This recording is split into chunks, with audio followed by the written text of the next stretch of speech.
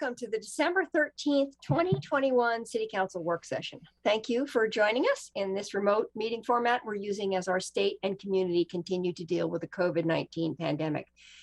This format enables the City Council to meet and take care of business while keeping everyone safe. For work sessions like this one, where there is no opportunity for public comment, those wishing to access the meeting can do so by watching the live stream available on our website, the broadcast on Comcast Channel 21, or by calling into one of the phone numbers listed for this meeting on the public webcast and meeting materials web page. Looking ahead, tonight's regular meeting will include a public forum and 3 public hearings. Information about how to participate is available on the city's public webcast and meeting materials webpage. And as always, other avenues of communication with me and the city councilors are available, including email and voicemail. So thank you all for joining us. It is good to see you all tonight. And with that, we are ready to kick it off with our much anticipated discussion, funding for climate change and homelessness initiatives. So turn it over to you, Manager. Thank you, Mayor. I'm actually really excited about this conversation tonight because both of these topics are areas where you have ambitious goals and are trying to make a big impact. And I know it's been very frustrating for us to have incremental resources to do that. So I'm joined tonight by Twyla Miller, our Finance Director, and I think Mia's here for questions and answers, and Christy and myself as well. So I'll kick it over to Twyla. Good evening. Thank you. One moment and I'll share my screen. Okay. So let's get started this evening. So again, my name is Twyla Miller. I'm the Finance Director. So for this conversation, Councilor Zelenka's request for this work session, he talked about a path forward to investigate a combined dedicated resource funding source for climate change and homelessness. And so I'd like to start this evening by kind of walking you through our traditional approach to this process.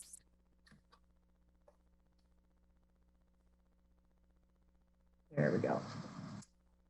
So an evaluation process usually starts with the activities shown in the upper left quadrant of the slide, where service delivery is defined. So we look at potential projects and services which are considered and a desired service level is arrived at. Service costs are then estimated to arrive at the revenue levels we needed to support service delivery. Once we identify a revenue target, we gather information both internally and externally. We look to see what other jurisdictions are doing around the country to fund similar initiatives. We connect with local jurisdictions to see what ballot measures they may be bringing to the ballot in the future, such as bonds and levies. And we also update tax levy information to understand the potential for additional capacity before we enter compression, which I'll talk a little bit about later this evening. We then evaluate potential revenue options to achieve the revenue target using a set of criteria. So the criteria can include the revenue raising capacity of the source, administrative effort, revenue stability over time, impact on a healthy business climate, burden on the low-income community members, impact on the environment, and impact on other council goals. And these types of evaluations usually result in a short list of revenues to be further considered by council. So then we enter the selection phase, and there are usually several council conversations to provide information and discuss options. Various forms of community engagement are entered into. They can be different things. It can be a survey with the community. It can be a more robust community engagement with different stakeholder groups in the community. And then there are also opportunities for public comment at council. The end result is policy direction from council if a new funding effort is to move forward for service. So for climate change, staff have been working on this program with council, having 3 work sessions just this fiscal year related to CAP 2.0. Examples of investments that could be funded here include, but are not limited to, investments in urban forestry, enhancing resiliency and supporting climate projects in the Natural Hazards Mitigation Plan, investing in electric vehicle and electric mobility infrastructure, investing in active transportation infrastructure, and also investments in energy efficiency and business engagement. City and county staff are working to implement the TAC report recommendations with staff across our organization providing a range of services. While there is a level of ongoing and one-time support in our current budget, and the City Council will consider additional one-time ARPA funds for this effort later this evening on the supplemental budget, there does continue to be an ongoing gap in this regional issue. So investments that might be considered here include stabilizing funding for operating the expanded alternative shelter sites, ongoing operational funding for the new emergency shelter and navigation center at 100 River Avenue, permanent supportive housing, and staffing to support the expansion of the city's homelessness programs. So for both of these areas, climate and homelessness, it will be important to identify the level of service delivery desired, including what mix of services and projects we might want to move forward. So once we've identified service level and costs, if there are capital component to the projects moving forward, bonds may be an appropriate revenue source. General obligation debt can be incurred for capital and costs, including but not limited to costs associated with the acquisition, construction, and improvements for an asset having a useful life of at least 1 year. This does not include maintenance and repair, supplies and equipment that are not intrinsic to a structure. These costs are actually identified and defined by state statute. So a bond may require voter approval. General obligation bonds are repaid from property taxes on Eugene taxpayer bills each November and must be approved by the voters. There are other bond types that don't need voter approval, such as full faith and credit bonds, which would be repaid from existing resources where we wouldn't increase folks' taxes, and items such as revenue bonds.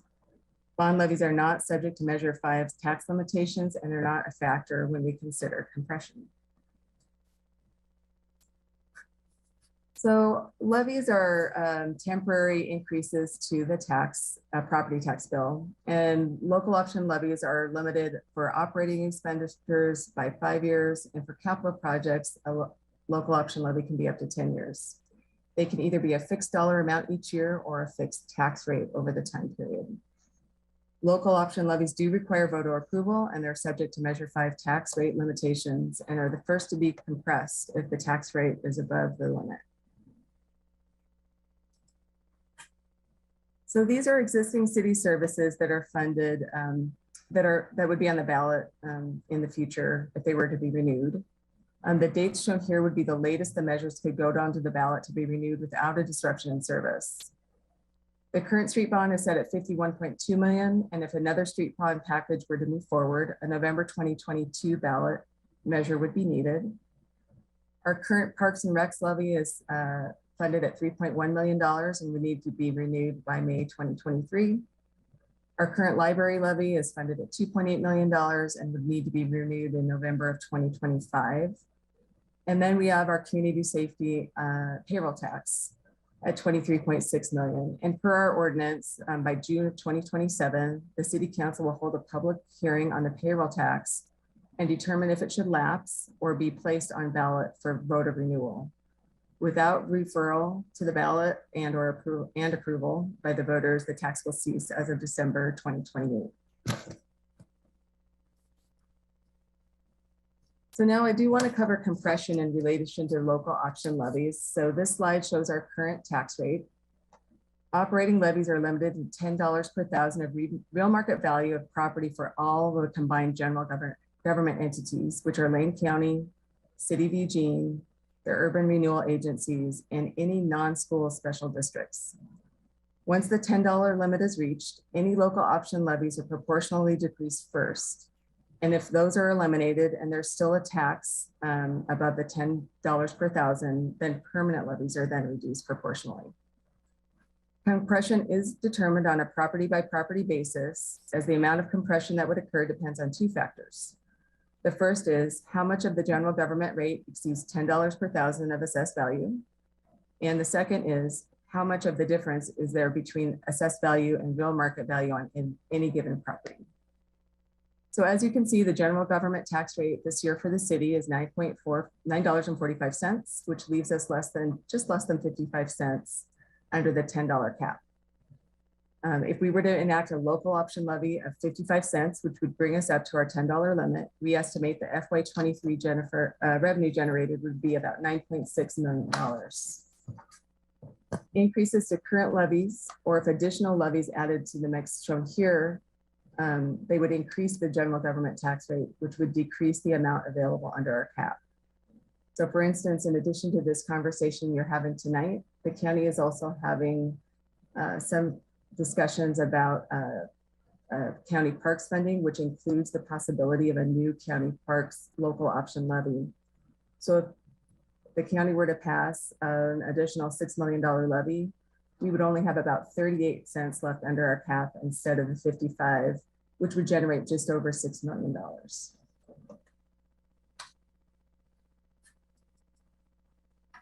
So potential funding options are shown here. If there are capital components, a bond might be the best path forward for that portion of the services. And for operating costs, there's could be the local option levy again, up to the 9.6, depending on what our partners do and what we do. And then there are also the other revenue options. So we included a lot of things in your packet for this evening. So there's our traditional revenue templates. We've done a little bit of research on what other jurisdictions are doing in relation to climate and homelessness funding. And there's also inclusion of some ideas from the Sustainability Commission for revenue options as well. So understanding the projects and the service level that council wishes to fund for these areas will help with identifying moving forward with the revenue source. So we're kind of back to where we started this evening. If council would like to pursue this concept, then a future step could be to come back and identify what services and projects should move forward, which is shown up on the upper left in that green highlight. So that was pretty quick conversation, and that's all I have for you this evening. I'm happy to answer any questions as you have your conversation this evening. Thank you very much. That was actually the most succinct and wonderful description of compression ever. Thank you. Because this is Alan's requested work session, I suggested that maybe he should go first. So Alan and then Mike. Thank you, Mayor. Yeah, as I was thinking through this, I thought it might be helpful if I explain my thinking about today's work session on climate and homelessness funding. I sent you all an email that basically says this thing as well at 3:30, so you can grab that. But I wanted to share a few thoughts. And my original idea was that this would be would phase the decision making for the council with a series of sequential decisions. The first decision would be, would we need that we would need to discuss is decide if this idea has merit and if we should pursue this concept any further. More specifically, do we agree that both climate and homelessness need a dedicated source of funding for projects? I believe they both do.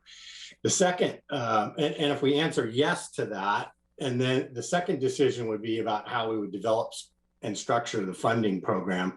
Should we follow the success formula for the road bonds and the park bonds?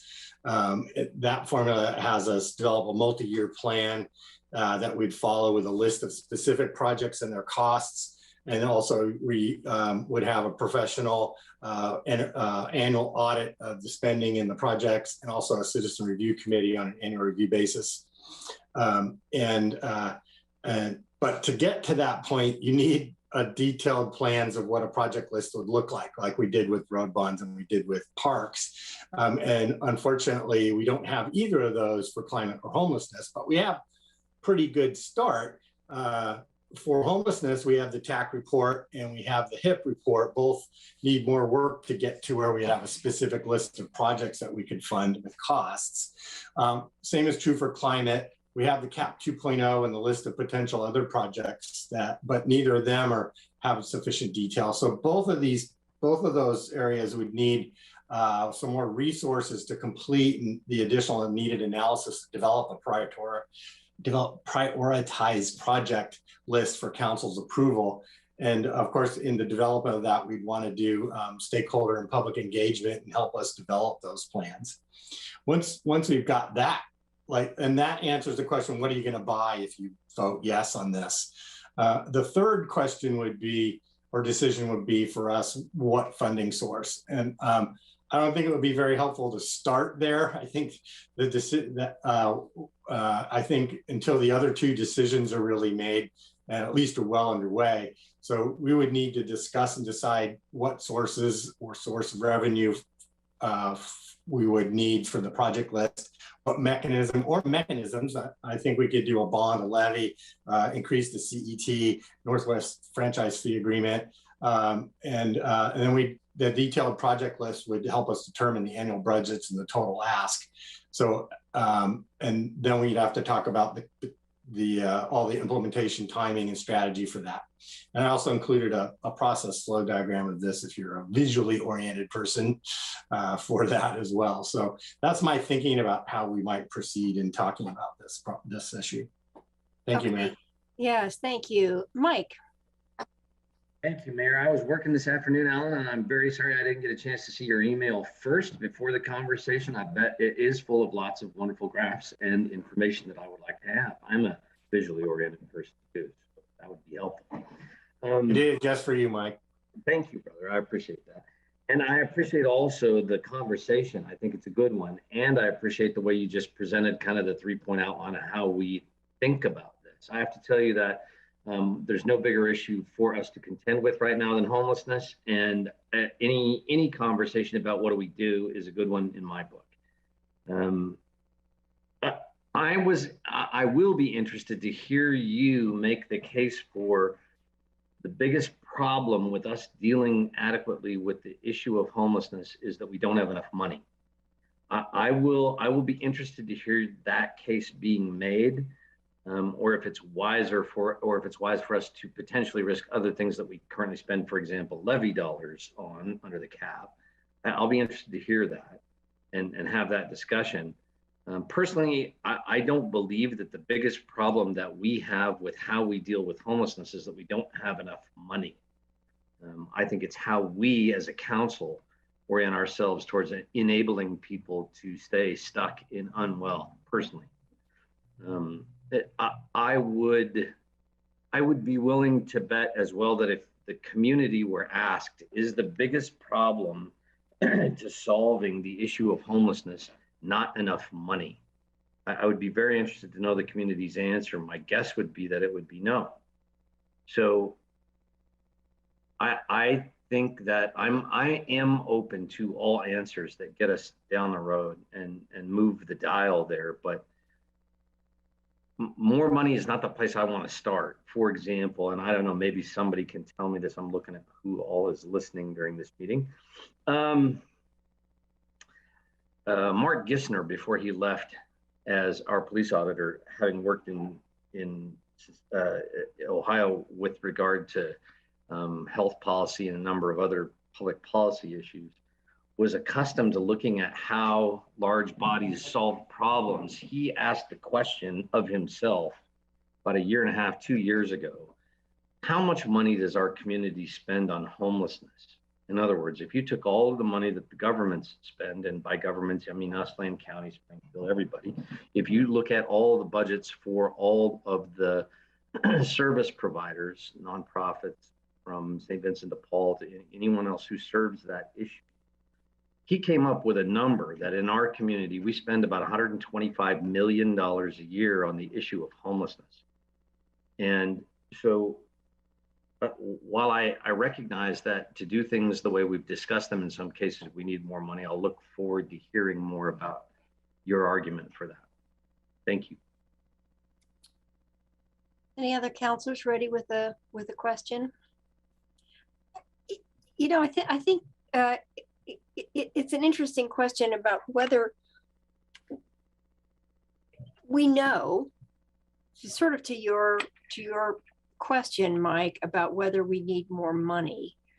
We know, based on the work we've done on the TAC report, based on the work that's happened in the last 2 years under the pandemic, that we have had to pour resources in, one-time resources, in order to try and make some headway with the number of people who are living unsheltered. And we know that that level of resources is time limited, that ARPA funds will be here for 2 years and then they'll be gone. So, you know, I think there is a question sort of looking forward of what is our vision of how we solve this. It's been pretty much established by policy that we're going to try and create a system of services with the county that enables people to move on to more stable lives. So, I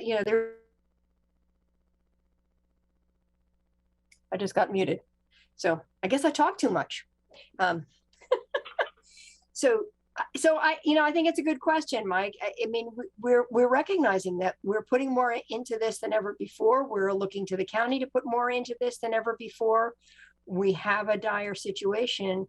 I'm not sure what the alternative is, but I hear your question about metrics and accountability and what are we getting. So with that, I'm going to turn it over to Jennifer and then Randy and then Claire. Thanks, Mayor. So first, I want to thank Councilor Zelenka for putting this up. It's obviously not an easy conversation because we're all kind of silent there for a moment trying to decide what to say. And I really appreciate what Mike's trying to talk about is like, I'm willing to put money in if it's stuff, that I think is valuable. Like, what are we talking about? Which is, I think is a little bit hard for me as well with, at least with the homelessness side. So because a lot of the parts that I see needing money are not necessarily city things. They're like drug addiction and mental health services. And I loved Commissioner Pat's idea of like an adult crisis center, and those all need money, but I don't know if that's our role or not. So that's a little confusing to me, but I think there are plenty of needs out there. And I think the homelessness you could even go into affordable housing. We need more affordable housing for folks when they're moving out of homelessness. So maybe this money could be what this is talking about as well. And I think the climate side is a little easier because we have the staff done a tremendous amount of work, and there's lots of things we know we need to do. It seems like I love Twyla. I think what Twyla was getting at was for us to start with, and maybe if I'm wrong, she can correct me, is to try to get a list of some of like the core things we want to do and then move on. That's step one that staff would like us to do maybe, and then move on to step two of how do we fund those things appropriately? She's shaking her head, yes, okay. Yeah, so basically defining the problem you're trying to solve, right? Yeah. And I think that's what I'm struggling with here too, is because getting it down, I think would really help me to identify which of the methods are appropriate, right, for what exactly we're talking about. And I'm not 100% convinced that coupling these two things is the right choice, but I'm interested to hear what more people have to say. Okay, Randy and then Claire. Thank you, Mayor, and thank you, Councilor Zelenka, for raising this issue and getting it before us to start having a dialogue. I also agree with Councilor Clark.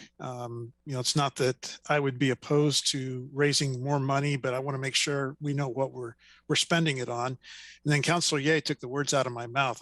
What I don't want to do is get in a position where we're jumping the gun and fixing problems for other units of government. For example, I brought up the other day, ballot measure 110 has a requirement in it that the state provide 15 drug treatment centers across the state. And I hate to see us get out there and replicate something that is already supposed to be being done by another unit of government and spending tax dollar money on that. So then this resource goes somewhere else because we have one. With that said, though, I do think that there's plenty of need. It's just a matter of defining and refining what that is and where the money could do the most good. I also favor uncoupling these two. I mean, I'm glad, Alan, that you brought this up for us to discuss, but I see them as two distinctly different issues that one may be ready to go before the other. But anyway, those are my initial thoughts, and I'm really looking forward to the discussion, but I don't really know all the questions to ask at this point. Okay, thank you, Claire, and then Matt. Thank you, Mayor. I also want to appreciate Alan bringing this work session forward. I think it is an important conversation. I'm also kind of noodling this through, so I'm not either for or against the idea of funding these things together or apart yet, so, but some thoughts. Yeah, so for our climate recovery work, it seems there may be, funding opportunities out there that just haven't presented themselves yet. That infrastructure package finally passed, and that is some funding that we hadn't necessarily known would be available. So if we're going to define a list of projects in a funding source, we would need to be very thoughtful about that, or make sure there was some flexibility so we could pivot if we could actually find funding for that project elsewhere. And I almost wonder if we should be considering funding for FTE and then looking for grants for infrastructure and projects. We have identified at this council, at least individual councilors have the idea, the need for a just transition fund for low-income households, marginalized households, and also I think rental properties, both for intense weatherization projects and for transitioning off of fossil fuel. So that's kind of a known need, though we don't know how much that need would be. On the social service homelessness side, I don't know what Mark Gissner was looking at. Not all of our social service funding goes to provide services to people who are homeless. A lot of our social service funding goes to people who are housed and need, food support or other support, help paying their electric bill, and things that help prevent homelessness, but aren't necessarily directed at people who are currently homeless. I see really our major need for funding there around permanent supportive housing and other publicly funded housing, which is where we have a huge gap in our ability to move people off the streets and into housing. There are other things, obviously, mental health support, drug and alcohol, but I think, as Jennifer was saying, some of those things, or maybe it was Randy, aren't necessarily the city's responsibility to provide. So I think we need to discern that very carefully. And some of the issues raised in the TAC report were issues of underutilization of current things we already fund. And so we also need to make sure that we're paying attention to that piece. That's all for now. Thanks. Thank you, Matt, and then Emily. Thanks, Mayor. I want to start by thanking Councilor Zelenka for advancing this work session tonight. The councilor asks 3 questions. Is there a need? Do these ideas have merit? Question 1. The answer from my vantage point is absolutely, unequivocally, yes, there's a need. Number 2, in regards to developing the proper funding streams, or the question posed is, should we follow the same strategies as parks and roads? And I'm assuming the roads, that's synonymous with the street bond. I would submit no, that following those same strategies may not get the municipality, may not get us to the point where we need to be, which begs the question then, jumping to question 3, what funding source? I would submit, with a street bond renewal on the ballot in November 22, not to confuse voters with another wild card element, that we would look at maybe some rededicating of funds for e-bike or for bike or for pedestrian out of that stream of revenue, while also investigating alternative options like a gas tax, which has been dormant since its inception. The city of Coburg pays more in gas tax than we do. The city of Portland pays twice as much as we do. A nominal 3-cent gas tax increase, 1 cent of which could go toward existing pavement, bike path, walking paths. Just that 3 cent right there generates $1.8 million. That's something I would love to explore, but here's the rub. When bonds and levies are passed in our community, beloved institutions who poll well, like the library, like Lane Community College, do well. Conversely, as we saw in 2018, when there was a courthouse bond, it failed miserably, not even earning 40% of the vote. I haven't seen polling to suggest that voters are ready to get behind, as great as the ideas and concepts are, to get behind funding the unhoused solutions as well as an abatement to climate change at the same time through their property taxes. If there's polling to suggest otherwise, I would love to see that. And until I can see that, then I have a lot of reservations to go to the voters and say, we want to increase your property tax for A, B, and C. I am intrigued with Twyla's suggestion about full faith and credit bonds or revenue bonds. I think that's where the conversation should go as opposed to a potential ballot measure or property tax increase. Thanks, Mayor. Thank you. Emily and then Greg.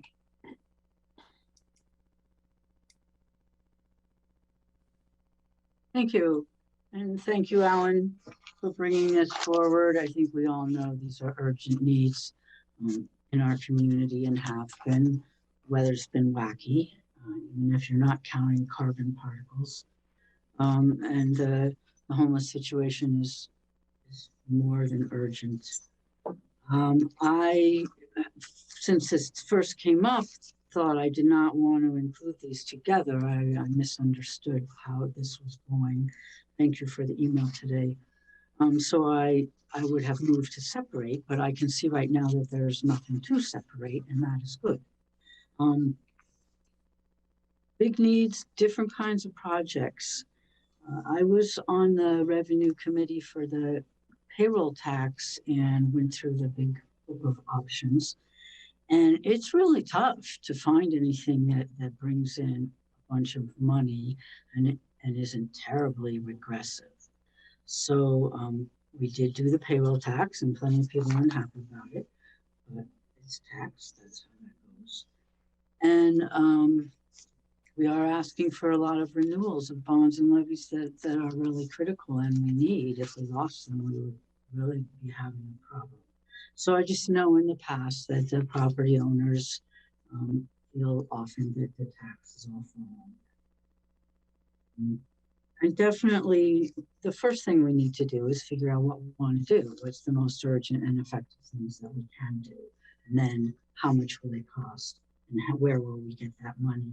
It's way too early to pick out how we're going to get the money, and we're not sure what we're going to do. And yes, for the homeless situation, we need housing, permanent supported housing, affordable housing. That's just critical all over. So how do we get more houses built? Thank you, and I'm really interested to see this work go forward because we can't do a lot of work going forward without some money, at least for housing, even if projects for homelessness don't need funding right now. It's debatable. So thank you very much. Thank you. Greg.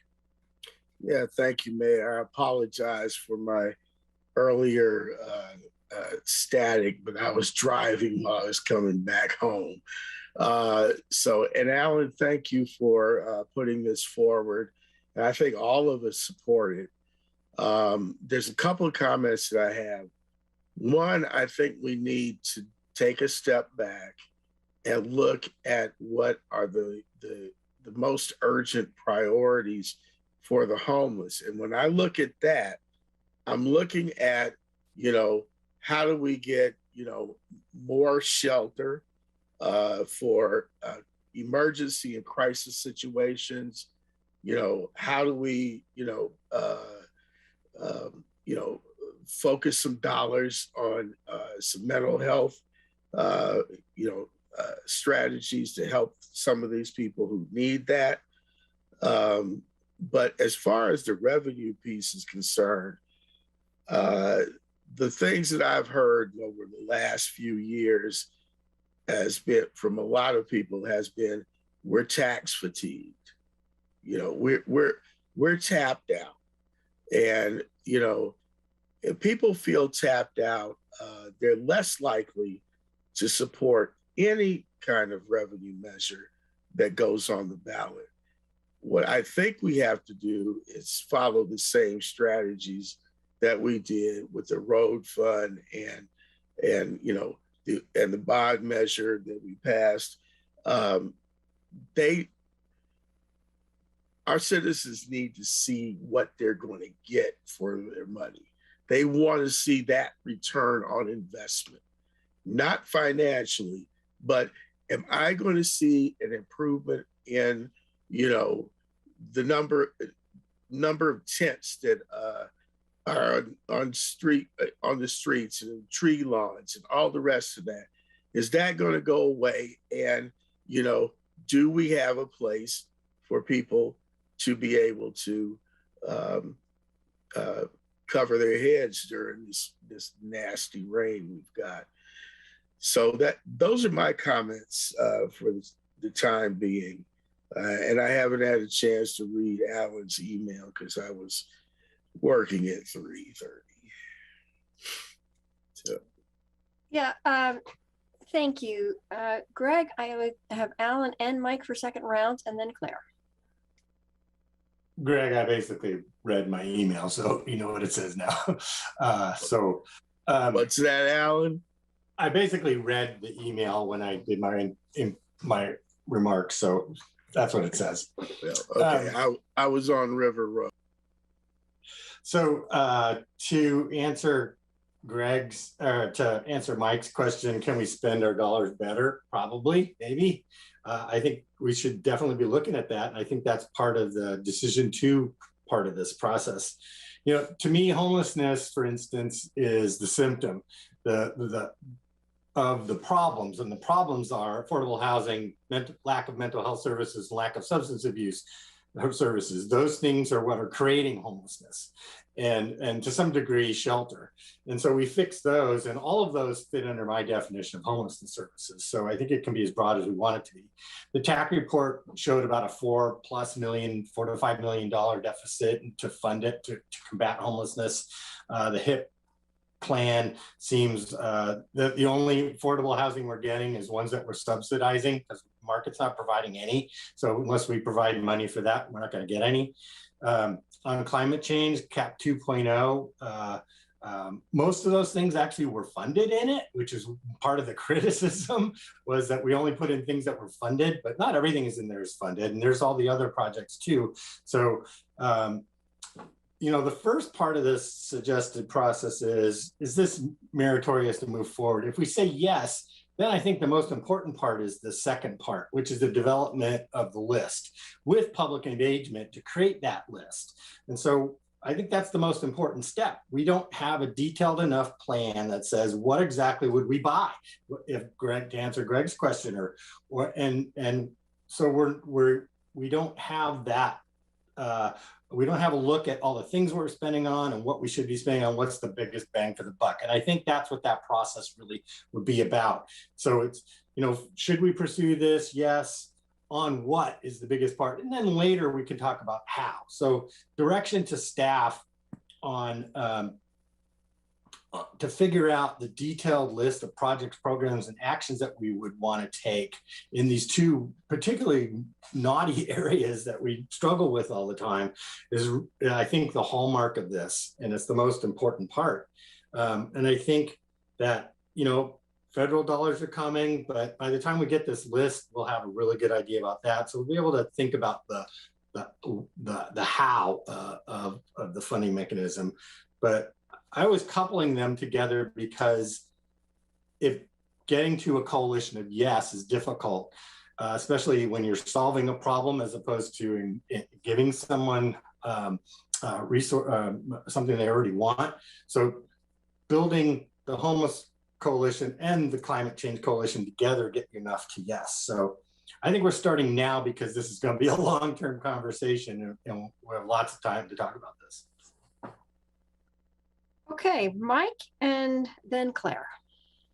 I appreciate Alan's this last round here and explanation. I too would like to separate these issues, and it's miscounted. I think that's the majority of council. I think that again, I would say that while there are plenty of things like the TAC report that talk about unfunded lists of things that we could be doing, what I want to do is get to the three biggest issues our community faces. And the number one is homelessness. There's not any question about that. Number two is housing. And number three is public safety and how we implement that appropriately so that everybody has a greater sense of ownership of how we do that, but also so that we do it more effectively. And so one of the pieces that Randy mentioned, I think, is critically important to all of those. And it's that what he mentioned about was it House Bill 110 or was it Senate Bill 110? I don't even remember knowing that off the top of my head. It was a ballot measure. Ballot measure 110. Sorry, forgive me. But that piece, he's absolutely correct. I think one of the biggest issues in homelessness, moving the dial on that issue, is effective drug treatment. So I think you're absolutely right, sir. I absolutely want to pursue that. My question would be, how does the city get our policy framework in line with what is being done there so that we are the best partner to aid in how we do public safety that gets people into that system, that gets them the help they need, that has the funding from the state that ballot measure presents. I have to say, though, that a part of the discussion of why do we need more money as step one, for me, is a discussion still or a discussion I think we still need to have, which is, why is it not just the city versus the county's job or the state's job, but why is it the government's job to provide people housing at all? I think the general public would like to weigh in on that question as well, and I think it would probably shock my colleagues to hear what they said. Do we need to fix problems in order to do enforcement better? Sure, absolutely. But I'm not sure that it's our job to provide shelter for everyone who wants it, who might come here to get it. One of the pieces that gives me the greatest pause with the idea of either bonds or levies is that we're just increasing the cost of housing when we do that. That's the second biggest issue we're facing.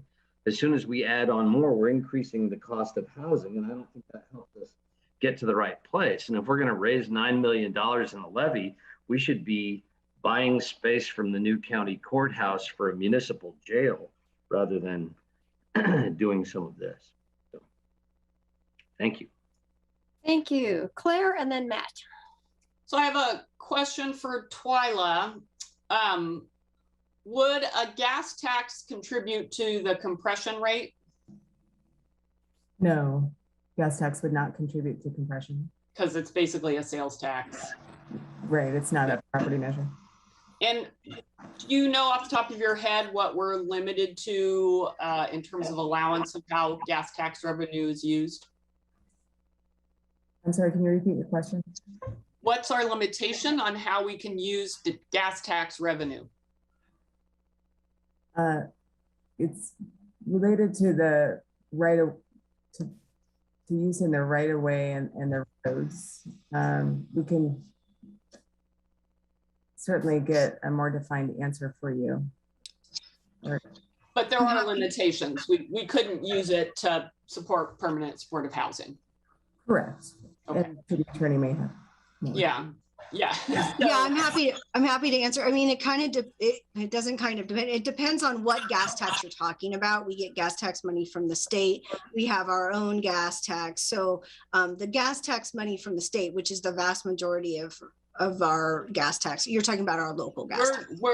I'm building off of Councillor Keating's mention of perhaps we could raise our gas tax. Mm-hmm. So the local tax.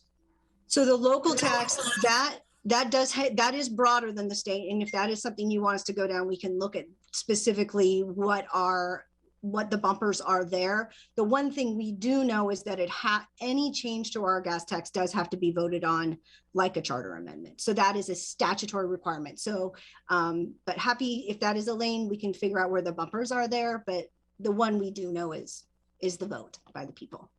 Okay. Well, that's good information. I would support a conversation about increasing our gas tax and seeing how we could use it. I think it's silly that we've let it sit how it is for so long.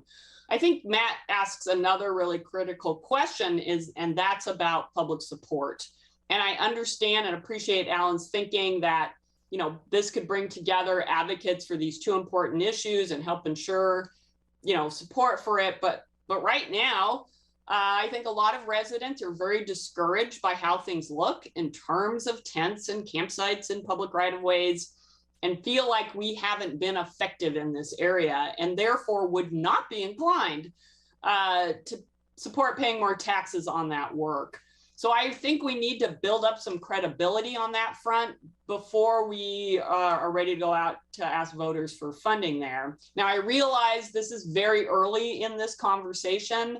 I think we started the conversation about CSI in 2017 or 2018. And, so it was a multi-year process, and I recognize that.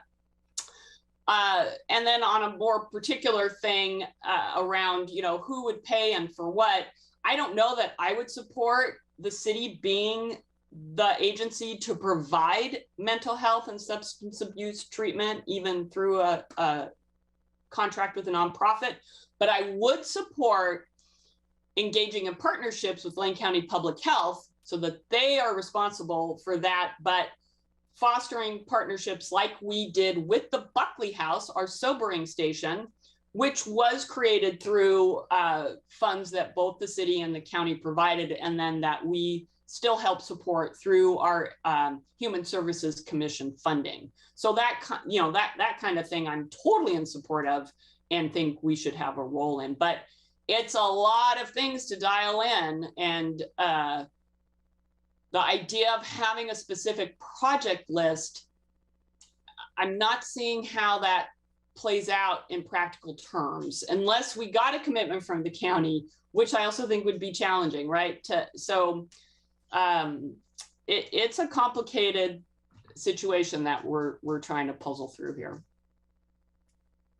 Okay, Matt, and then Greg. Thanks, Mayor. I'm going to piggyback off Councilor Surratt's comments about getting buy-in from our county partners. I think it's critically important in regards to funding TAC 2.0, developing TAC 2.0, that the county and the city do this work hand in hand. Hence why I asked when we met last week together that we have a retreat, a longer work session dedicated and bringing even the city of Springfield to the table, dedicated to exploring a TAC 2.0 and how we tackle this work together and raise revenue together. The county may very well be able to advance tax measures that we can't, and yet we have the ability to advocate for or get behind or endorse said consumption fees should the county decide to go down that road. To the gas tax issue, I want to thank city staff for giving me a little history lesson here. I hope colleagues find this interesting. In 1989, the city of Eugene sought to use state gas tax funds to construct a parking lot and covered walkway at the airport. The Oregon Supreme Court concluded that the city could not use the funds for this purpose. In reaching its conclusion, the court stated that gas tax revenue, quote, must be limited exclusively to expenditures on highways, roads, streets, and roadside rest areas themselves, and for other projects or purposes within or adjacent to a highway. Further, that primarily, excuse me, let me go back. A street or roadside rest area or right of way that, and let me underscore and bold and italicize this part, that primarily and directly facilitate motorized vehicle travel. I find that an interesting point. This ruling was before there was a plethora of e-vehicles on the roads. The city has a stated goal of having an extra 15,000 electric vehicles by 2030. That's selling, back of the napkin math, around 2,000 e-vehicles a year over an 8-year period. And right now, I believe that we're only selling around 400. So there might be an opportunity, if I read the court's ruling correctly, to invest in e-vehicles or improve our roads for e-vehicles with a dedicated fund with a potential gas tax increase. I'll leave that there, Mayor, because I got 30 seconds left, and I want to go back to asking colleagues and staff to do everything we can in 2022 at our earliest convenience, and as early and convenient as it is for our county partners to have a joint retreat focusing squarely on TAC 2.0 recommendations and implementing strategies that come out of this particular work session tonight. Thank you. Thank you. Craig? Yeah, thanks, Mayor. I think we're really talking around what the real issue is, what the bigger issue is, and that's poverty. I had this conversation with Steve Manella several years ago when he was trying to put together the homeless committee. And what I said was, you know, look, this isn't just about homelessness. This is about poverty. And we have got to figure out ways, and most cities across the country are dealing with this issue. We have got to figure out ways to address our poverty situation. At the same time, we are surgically addressing our homeless situation. You know, 40% of this county is at or below the poverty line. You know, people are not looking to go to school to improve their lives and their careers. There's a lot of things that are in the framework of the city and the county that are not stable right now. We're to some degree, in some areas, we're falling apart. And we got to fix those things. But I really think, you know, and Mike, I think that you are, you know, you're spot on, kind of spot on with the idea of, you know, public housing. Well, that's been tried before. That came about in the 1930s with the projects. I never lived in the projects, but I have family who lived in the projects. And in fact, one of my uncles was one of the first residents of the Quincy projects, the Woodland projects in Cleveland. Those were not maintained. They were not taken care of. They just built them and just left and let it go. And the final result of that is most of those structures were blown up or imploded. And, you know, now we still have the problem, but we don't have the facilities to address the problem. So as far as, you know, public housing is concerned, that's one of the areas where we really need to focus, because this is not going to go away. And the people we're talking about don't have jobs or have jobs that don't pay them enough money to live. Thank you. I see that both Alan and Clara need a third round, and we're running a little tight on time. And I'm going to take a moment and jump into this conversation before I let them each have one last comment. And I do wonder, listening to this conversation, there is a nexus between homelessness or work on homelessness and climate change. And the nexus is really environmental justice. And we do that work. So when we look at enabling people to stabilize in shelter and housing, we are enabling them to, we basically are, it's, you know, with climate change, we're either mitigating or adapting. In this case, we're really adapting. We're helping our population adapt to the impacts of a changing climate more safely. And so I do think that you could, as a council, think about what is that, if you wanted to keep these together, and I'm getting the sense you don't, but there is a connection there in terms of environmental justice work and housing about how we support people in poverty to adapt to a more extreme climates and how we address our housing shortage. So I do think there's a nexus. I do think it would be possible to really think about the things that Alan has, you know, that you all know, that we're about to talk about the HIP, about the TAC report, and about the climate action plan, and see that intersection and target where you might want to say a focused investment in housing in certain areas or for certain populations.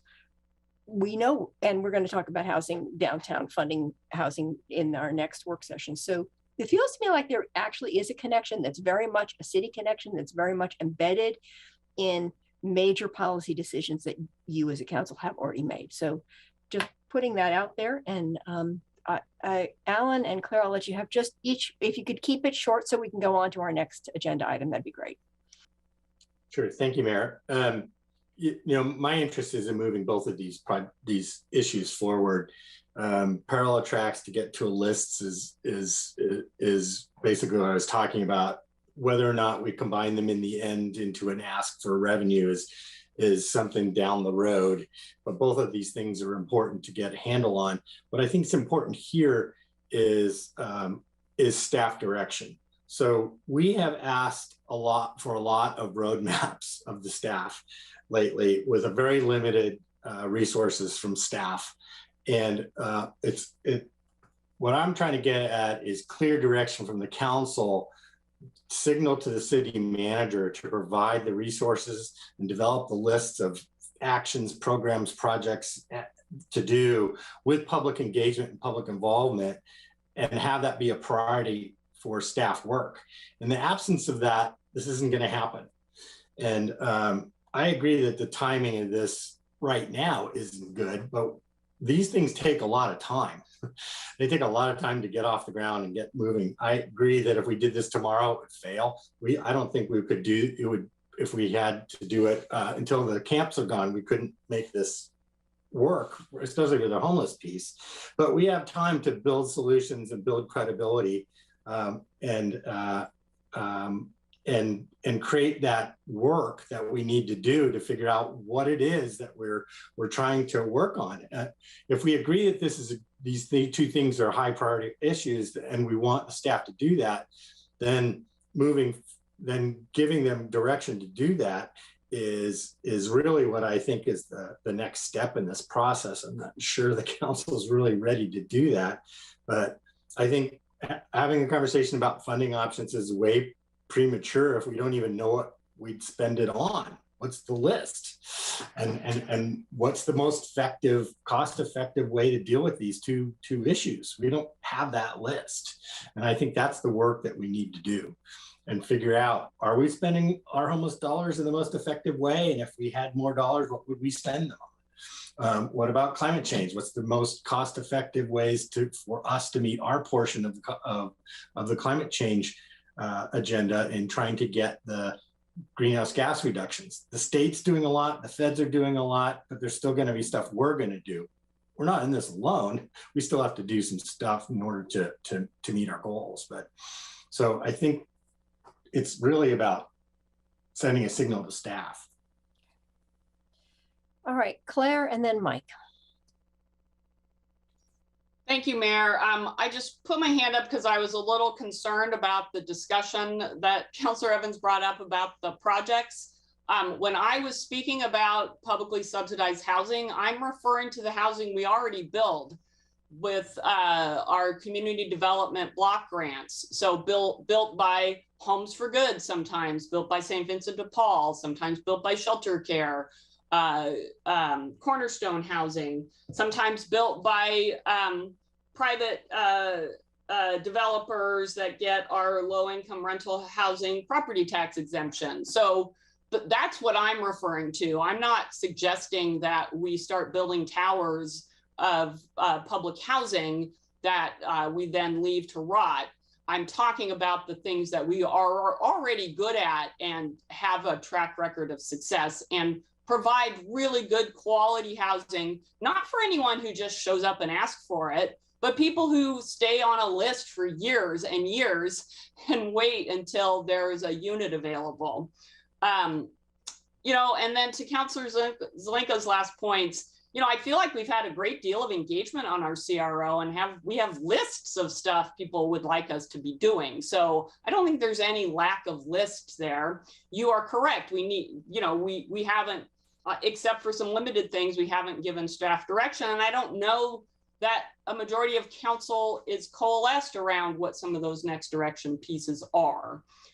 So I think we would, in order to get that direction that Alan is asking for, we either need to have another work session or someone needs to develop a motion to bring back at another time. I agree. We have lists. They're just not actionable. All right. Mike. Thank you, Mayor. I appreciate Claire's last few sentences there. That was going to be my comment, that I appreciate Alan bringing the conversation forward and recognizing the urgency of the issue and that we need to do something and talk about it in a different way. But I think the clearest message to staff about what to come back to us with is when we send them off with a vote. And so I'll look forward to your next work session poll to start us in that first part, which is, you know, if we're talking about homelessness, what are the missing pieces here? What are we not doing? What can we be doing around policy? I think it was clear during the commission discussion the other day that the TAC report is incredibly helpful, but it's maybe a touch stale, and that we need to answer some new policy questions. And I think that conversation could be good to have just at the council table too. What are the biggest problems? What are the best ways to solve them? Does that really require money? Or maybe does that require us looking at the problem a different way or engaging with partners in a different way?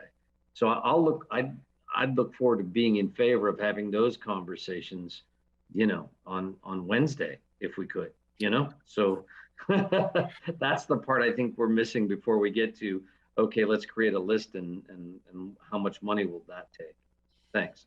So thank you for all of that. I think I'm going to close this conversation here for now so we can get on to our next item of business, but acknowledge that I do intend to bring a work group together as we did with the TAC report with commissioners and council leadership to sort of talk about how might we look at the next stages on the TAC report. So I feel that as a council, you don't have to take this back down to the studs and start all over again. You need to build on what you've already done. And so I think we can find our path to move forward on that in the new year. And with that, great conversation. Thank you again, Alan. I'm going to close out this conversation and turn to our second item of business, the housing implementation pipeline.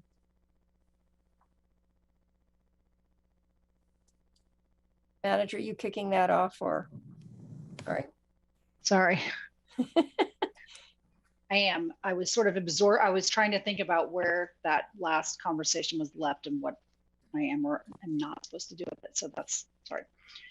Yeah, super excited to talk about downtown housing, and Will's prepared. He knew it might be a little bit shorter than expected. Good evening. I'm Will Dowdy. I'm the Community Development Director. Thank you for this opportunity as you come into the council break to talk about downtown housing, which is an important subset of the housing implementation pipeline. I will share my screen.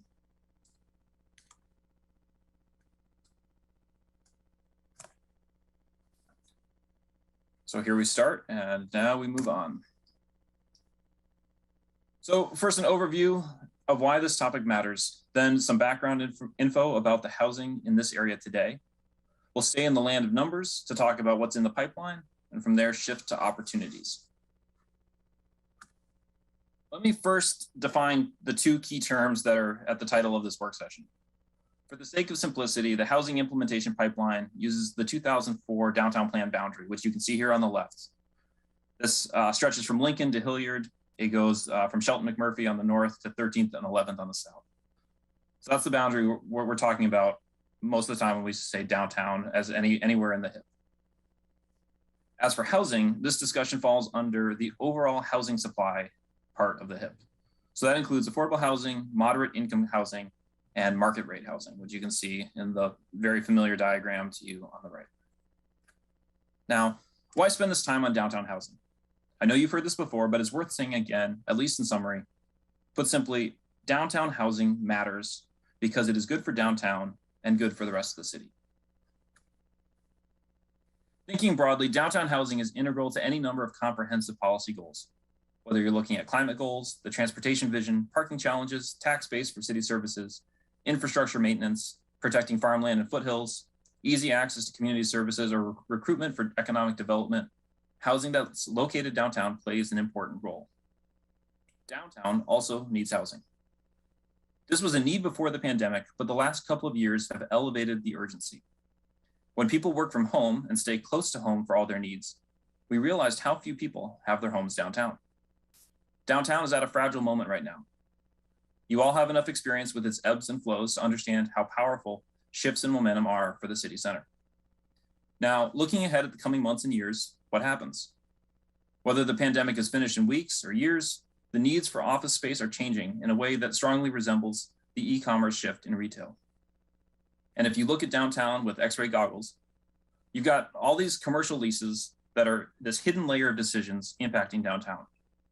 Most of these are annual or multi-year agreements that come due one by one by one, and each one prompts a tenant, an office, a restaurant, or a store to make the decision either to recommit to downtown or not. Does a downtown location improve their ability to fulfill their mission? Does it help or hinder them in what they do? Housing provides resilience to the neighborhood economy. We all have a tendency to spend money close to where we live, all the more so nowadays. As people come and go through the cycles of day and week, the residents are the 24-hour presence. They are a more stable base to support the oscillation of commuters and visitors. They make the peaks even more vibrant and the valleys less painful. How does the housing landscape look today? I'll take you down a road of data for a little bit so that you have the tools to make data-based decisions. In the downtown plan boundary, which you can see here on the right, you also can see in kind of pink, rosish color, there's the downtown urban renewal district. In purple, you have the riverfront district. The dark blue line is the MUPD boundary. Dash lines are parking exempt zones, and then kind of a light blue line shows the 3 different ward boundaries that overlap on downtown. So in this downtown plan boundary, there are about 2,500 housing units, either existing or permitted and under construction, for a density of about 8 units per acre. Interestingly, when we looked at the units right in the 16 blocks right at the very center of downtown, that density dropped significantly to 2.5 units per acre. By way of comparison, we overlaid this downtown plan boundary, just the shape, we dropped it onto 3 other neighborhoods in the city.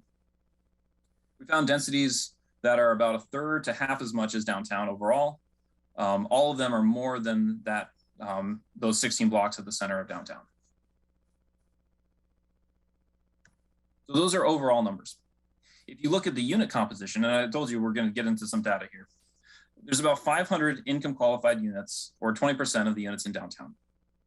To get a sense of the impact of student housing, we looked at multifamily housing that is marketed to students and found that it's about 40% of the units.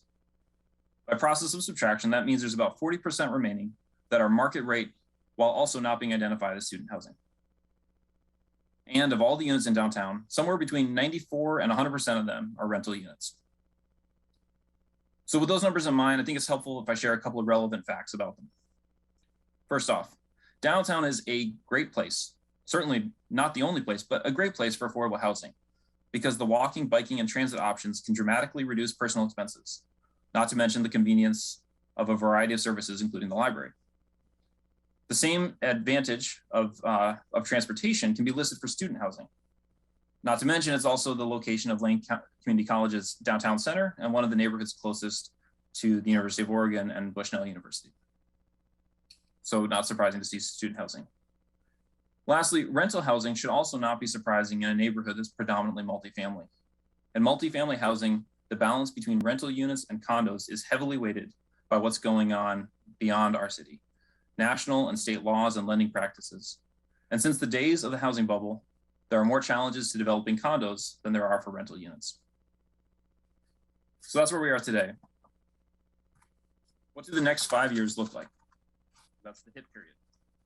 The target proposed in the HIP is a 50% increase of housing units, or approximately 1,250 units. The units that we can forecast are shown here on the map. There are 129 mixed income units planned for 1059 Willamette Street, the old LCC building. There will be 75 affordable units as part of the downtown riverfront at 4th and Mill. And then there's the additional market rate development by Atkins Dame as part of the same project. Here I should point out that we've been using 550 units as an estimate for our forecast. But as you can see on the slide, on the table on the left part, is more accurately a range per the development agreement that we have with Atkins Dame, and the unit count will depend both on the size of the buildings that are actually built and the speed with which they're developed. All in all, it's about 600 to 950 units out of a total goal of 1,250. That's what we can see in our pipeline today. I'd like to turn the focus to opportunities and the question of the role that incentives could play. Another way to phrase this, or another question to ask, is why is it that conversations about solutions so quickly turn into conversations about money? Perhaps you've been wondering. Think of downtown as a think of development as a four-step checklist of land, zoning, market, and money. Let's take them one by one. First, are there places to develop? Going with our empirical experience, considering the types of locations that have been developed or proposed for development over the last few years, it's reasonable to say there's a sufficient supply. If there's a challenge, what I'm guessing you've heard the most is that land in downtown is expensive, which really boils down to a question of finances. For zoning and regulations, most of downtown is either C2 or C3 zoning. These zones are some of the most permissive in the city for multifamily housing. Oops, stay here for a minute. The market, as you're well aware, the current housing data shows no shortage of Eugenians trying to find housing of every sort. The biggest challenge is meeting people where they are in terms of price point, which becomes a good segue into money, which is where we get to the big sticking point. Construction costs have been a long-standing concern in Eugene, and they have risen dramatically over the last few years. To some extent, rising construction costs, as well as recent inflation, can be counterbalanced by higher rents. But you don't need me to tell you that that's not a solution for the majority of our community. And here we go to the slide with the juggler. We've talked with you before about competitive disadvantages facing downtown. So perhaps you recognize this slide from our urban renewal overview presentation. There's a variety of reasons, some big, some small, that make downtown development more expensive than development elsewhere in the city. One option is to go with the flow and focus efforts on less expensive areas. However, if you think back to the list of policy goals and community benefits, there's also an argument for continued effort. If you do want to further incentivize housing, here are a couple of ways to think about it. Regardless of the type of housing provided, projects need capital funds upfront, and then they move into an operational phase. We've used the provision or sale of land as an incentive in the past, as well as general financial support for project costs. Also, the more specific support of covering city permit fees and system development charge fees. On the operations side, we found that our most effective opportunity is exempting taxes, either with the renewable LRPT program for affordable housing or the MUPT program for other housing types. These are a couple of examples, but you can understand how they paint a picture of the two different categories, two different ways that we can support financially.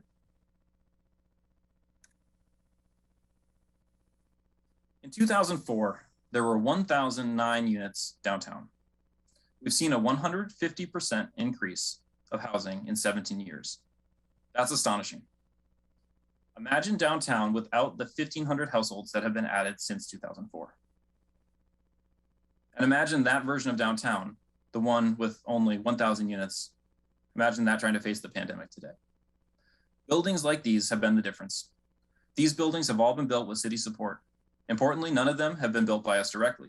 Instead, the city partners with public agencies, nonprofits, and for-profit developers who build the housing.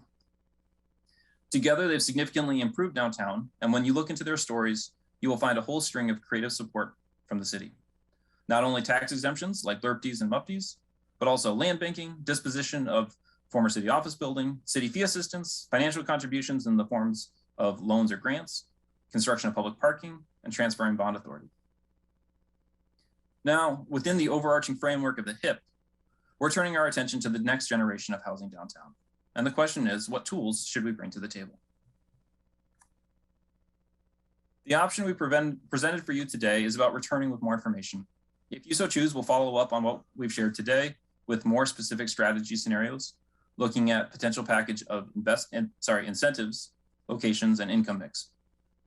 We would also appreciate your comments if you think the goal of a 50% increase is too high, too low, or needs other amendment. Thank you very much. I'll be happy to answer any questions you may have. Thank you very much. That was a very interesting presentation. And so we have a lineup, Mike, then Claire, then Alan. Thank you, Mayor. Well, could you please put up any of the maps you just showed us. Maybe even the first one that shows the downtown plan area. I don't know, whatever's easiest and fastest, I don't care. And one of the problems we've had for years and years, I think, about telling the public our story about downtown, I'll wait for the map. Any map's fine, the last one. There you go. Downtown includes the riverfront.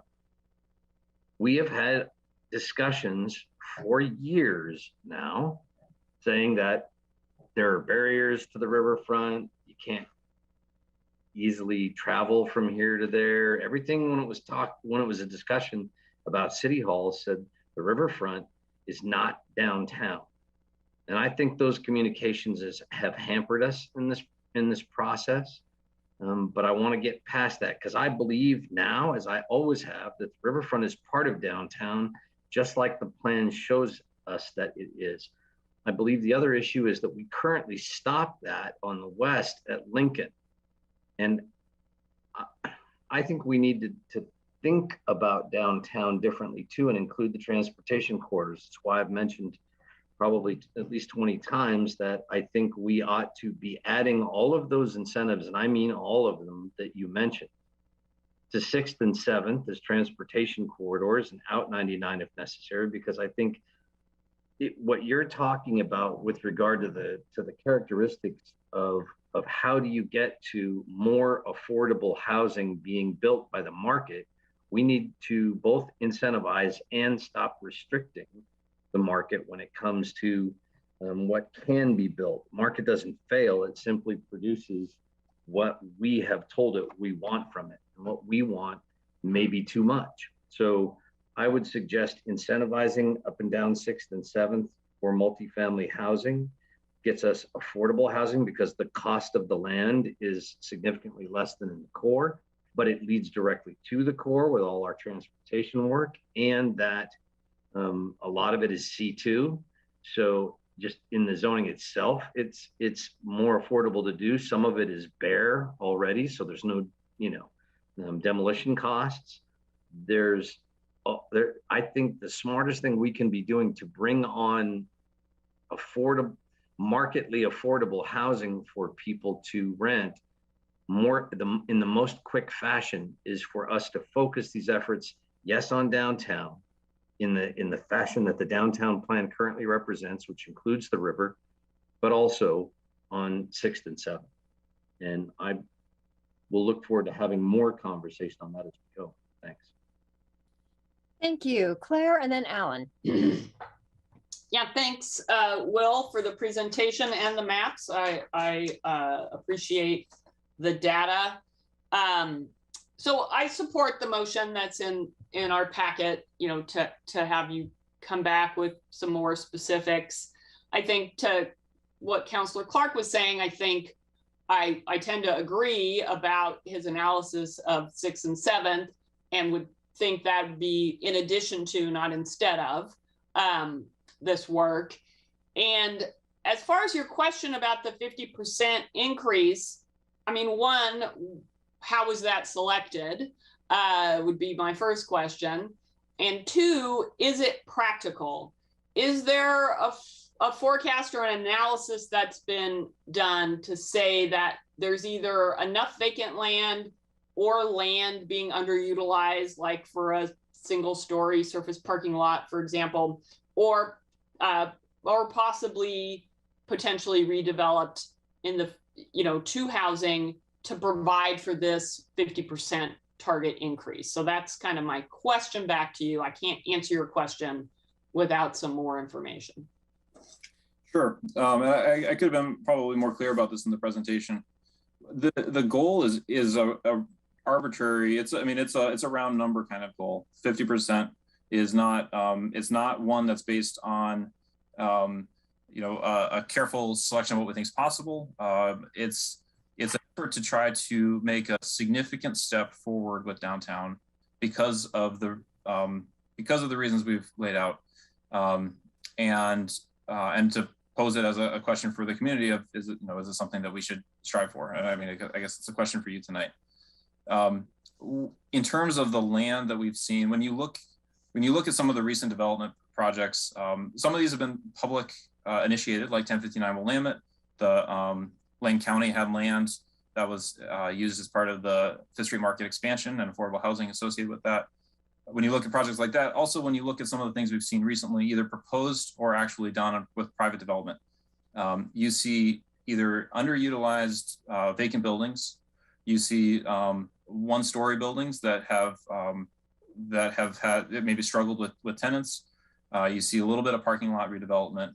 Those are public projects, I guess. And I would say that there are lots of other similar kinds of places in downtown. So I mean, I think downtown could see drastically more housing just in terms of what's land available. So I don't think the land's holding us back. Okay, thanks. So is the 50% increase benchmarking from the assumption of the units that will be added by the riverfront development, or are they part of the increase? So they would be part of the increase. And so we're looking just at what's either built or permitted as of today. And so those have not come in for permit yet. There's affordable housing, permanent supportive housing, and student housing that's permitted. Those would be counted. Again, just trying to draw just a clean line and saying 2,500 units existing today. So let's build 1,250 going forward. Is that enough? Is that too much? And we're estimating between 485 and 770 on the riverfront. Correct. Okay. Yeah, then I mean, with that information, I would say 50%. Yeah, it's not a scientifically chosen number, but there's some rationale there, and it seems like a good target. Okay, Alan and then Randy. Thank you, Mayor. It's good work, nice presentation. The increase in downtown housing is a significant achievement. And I am in favor of more opportunities and more discussion about incentives for downtown housing. I had a question though, Will. That slide you put up at 2,500 units, that are units that are affordable housing, little a, little h, or big A, big H, or would you consider low-income units? How many have been provided by the market versus how many have been provided by incentives and subsidies? I don't have a specific answer with numbers, but what I can say is that because there are programs and incentives that are made available, such as our LRPD program, which is a significant support, then I'm not aware of anyone who has something that is income qualified who has not taken advantage of the programs that either we offer or the state offers. Yeah, so the only housing that we get that's little h, little a, affordable housing or low-income units are ones that we subsidize, which brings up kind of we need more money for housing to be able to get more low-income or affordable housing units, especially in downtown. So I'm more I'm interested in the overall question of incentives for downtown housing, but I'm more interested and more concerned about incentives for affordable housing or low-income housing, because that's our biggest problem. Affordable housing in downtown or anywhere in the city actually is our biggest housing problem. Besides not enough of it, but so that's if we're going to bring back information, target that, please. Okay, Randy and then Greg. Thank you, Mayor, and thank you, Will, for the presentation. Will, isn't it correct that even market rate housing in downtown needs some level of financial assistance in order for it to pencil out? I think so. Certainly that's what we've heard from developers. And also I think that the experience that we've seen, which is that we see projects come through. There are a couple of, there are 2 projects that have been built that are market rate housing in the last 5 or 6 years. But that's considering how much need there is for housing. If only 2 projects are happening, and those both with the MUFTI program, then I would say that there's some sort of barrier to people building market rate housing downtown. And so basically any housing downtown though does help with a lot of the challenges we're experiencing in downtown, i.e. some of the criminal behavior, some of the, patronizing the businesses that are down there. We need basically a mix of housing for that to work, correct? Correct. Okay, so you talked about LRPD and MUPD. What are some other funding mechanisms we have in order to help encourage or incent development in our downtown area? The LRPD and MUPD programs are good for the operation side of things. I think that they're we've heard criticism of the MUPD program and the way how I guess that it's complicated and it's a big program, and so it makes it harder for someone who's smaller or financed to go forward or to use the program effectively. The other opportunity we have is investment on the front end with supporting the construction costs or the capital costs. One idea that has been repeated a number of times, or that I've heard a number of times, is offsetting system development charges and permit fees. And so that's something that there was specific funding to pay for those funds. So the funds themselves are held harmless. That would be one way that housing could be supported. So where would we pull money from that? Would that be something like urban renewal district funding? Is that a source that could be used for that? Urban renewal is always an opportunity. The 1059 Willamette project is one where we've used urban renewal.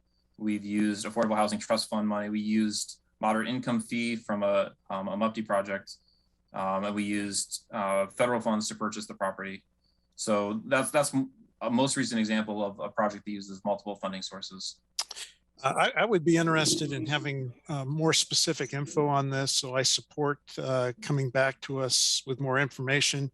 I personally would like to learn more about some of our funding strategies and what we can do to help incent and encourage more development in our downtown. I also want to lend my voice to the 6th, 7th transit corridors and trying to find ways to develop more or encourage development of more housing along those transit corridors as well. But I think downtown is something that, that's the core of our city. It's something we all need to be interested in. I know we all are interested in it. But I would like to find out more about the urban development districts, renewal districts. And one last question, aren't we up against the cap in our downtown urban renewal district? Yes. So if we were to use that mechanism, we would need to make some changes, correct? Correct. Okay, thank you. Thank you, Greg, and then Matt. So, Will, I think this is a really good presentation, and picking 50% out of the air, I don't know where you got that from, but I think you're probably right on target. With the nature of retail changing in this country, and people are, buying retail goods online, I picked something up at Walmart the other night that my wife ordered. You just drive up to space 3 and guy comes out and boom, it's there. I think a lot of those office spaces and some of those retail spaces, some of the office spaces that have been vacant for years, could be converted into apartments, condos, those kinds of housing units.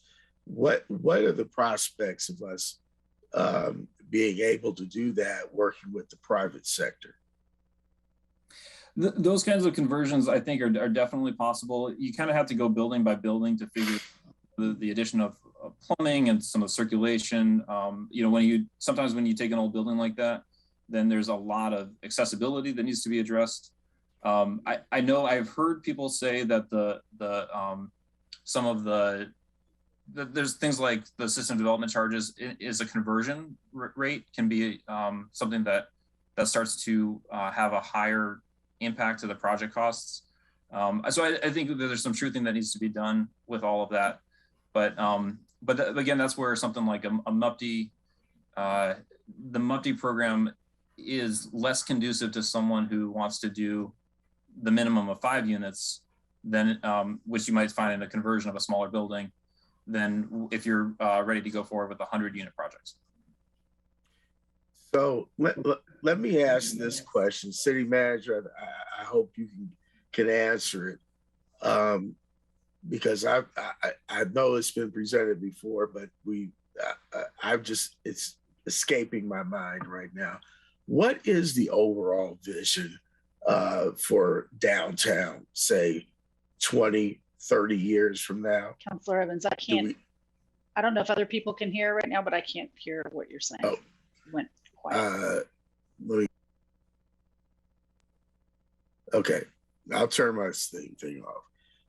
I'll put my slime thing up.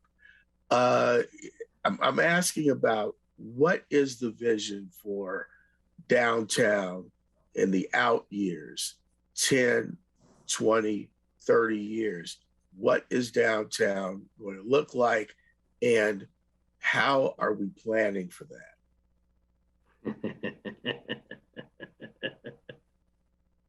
Well, we actually haven't. We might need a motion to extend. Yeah, we haven't done a 30-year, from now plan for downtown, but I do think we have pointed to downtown a lot through all of our past planning processes around Envision Eugene, the transportation system plan. So the vision right now, which is probably a 20-year vision, is that it is a vibrant it's a place where we're going to have a lot of housing, a lot of business. So I think we envision that as a really vibrant downtown neighborhood. But it is, I think, we are due to do a new update. And what I have heard most from the community is that we need to be focusing on housing and getting people living downtown.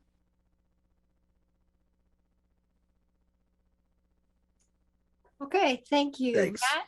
And then Jennifer. Thanks, Mayor.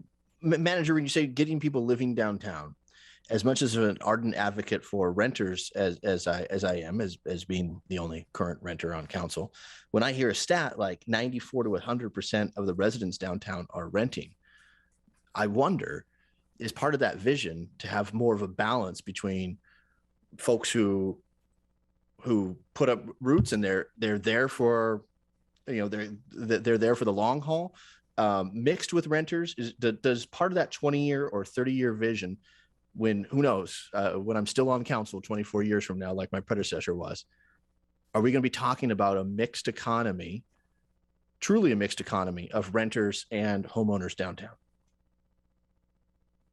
Yeah, I think that some of your question cut off, but I can tell you that, especially pre-pandemic, when I was meeting with a lot of downtown stakeholders, that mixed economy is really critical to creating those kinds of vibrant neighborhood conditions. If it's all low income or it's all students, you don't really get the mix of retail that you'll want to see or the mix of types of businesses you'll want to see. So yes. Thank you. In the presentation slide, kudos to Will for making those mixed economy diamonds pop out.